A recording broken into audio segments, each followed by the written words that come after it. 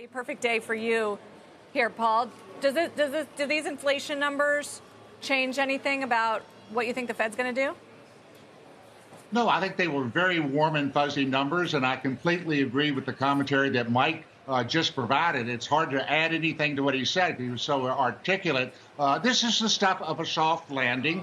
This is what the Fed's been looking for. This is what the market wants to see. It doesn't change what's going to happen in 2 weeks. The Fed is going to tighten another 25. They kind of have to in order to put substance to the notion that they skipped last time. They didn't pause. And they still have one more in the dot plot for the end of the year. And I think what we'll be debating every day is when is that going to happen or if it's going to happen. So I think it's a good day.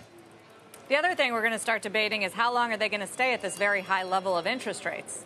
And what's it going to take to get them to come down? I think that would be a really delightful debate to have.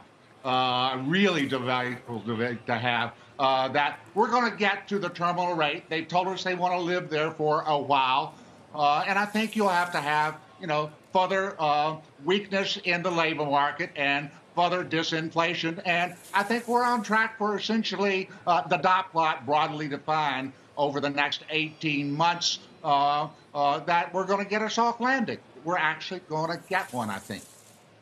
Are we, though, Paul? Because everybody, including the Fed, is on alert for lags, long and variable lags from all of this aggressive tightening, which doesn't that make you question the soft landing?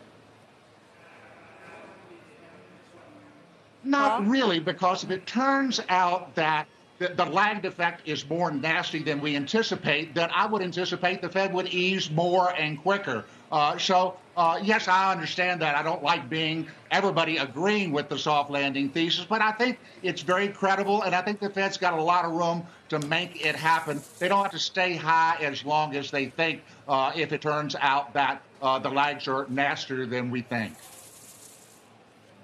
What about the balance sheet, Paul? I mean, they're just going to keep going, shrinking it. Is that going to have any material impact on the economy? Is it going to act as a tightening or on the markets, which hasn't really been too worried about it lately?